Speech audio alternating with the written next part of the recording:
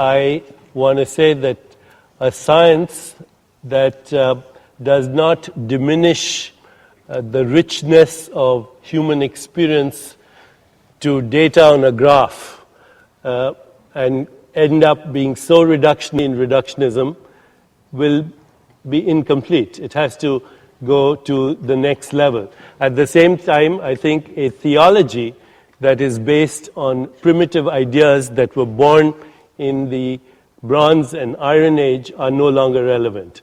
So my hope is that this conversation on this wonderful location on the birthday of Einstein will say, how can we create a conversation between the Einsteins of the world and the sages of the world? Sam? Actually, I think I want to treat the question that was asked by the woman who asked about near-death experience and the use of the word light in the Old Testament. Because it seems to me really to come back to the books in terms of general relevance to world events. We are really prisoners of literature right now. We are constrained to talk either explicitly about these books or in some vague conformity to these books.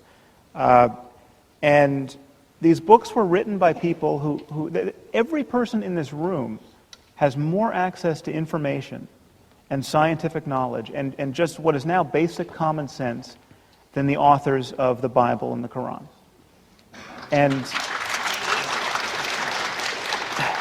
And in fact, there's not a person in this room who has ever met a person whose worldview is as narrow, just by the sheer time in which they appeared in history, as the worldviews of Abraham or Moses or Jesus or Muhammad.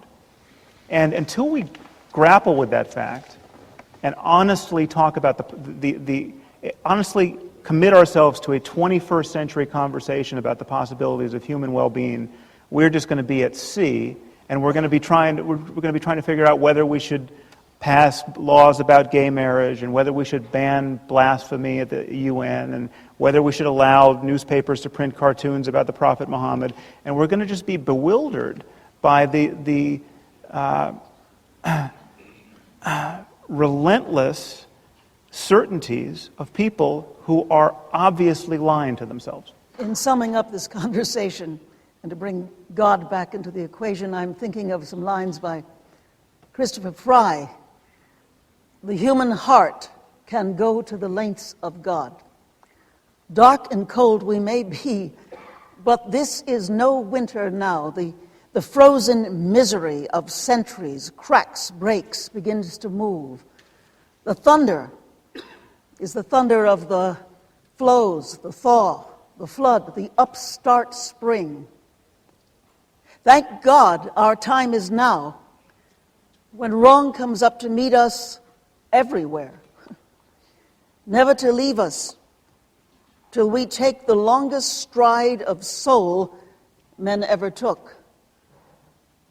Affairs are now soul-sized. The enterprise is exploration into God. What are you making for? It takes so many 1,000 years to wake. But shall you wake? Shall we wake? For pity's sake.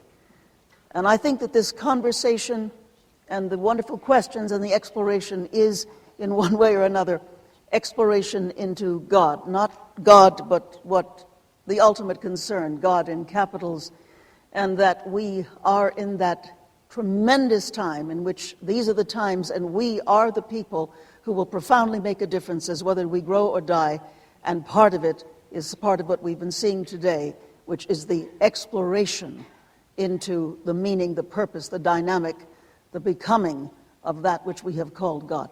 Let me thank Deepak for making it possible for ABC to be here and make this a national event. I owe you that, Deepak, and believe it or not, amongst the new atheist movement, I'm considered the accommodationist, so you got off easy. And, believe me, even though we have our specific differences, much of what you describe, without the language stuff, is a big improvement on the Bronze Age religions that we've dealt with. I'm in favor of anything that expands the circle of sentiments, anything that leads people to be more cooperative and pro-social and altruistic and so on, less violent, less tribal.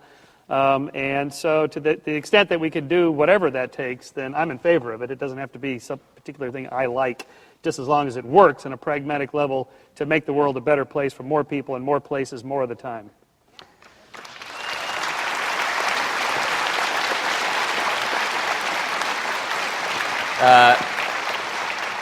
Sam Harris, Michael Shermer, Deepak Chopra, Gene Houston, thank you, all of you. We appreciate it. And thank you to everybody for coming. It was a great debate. We appreciate it. Thank you.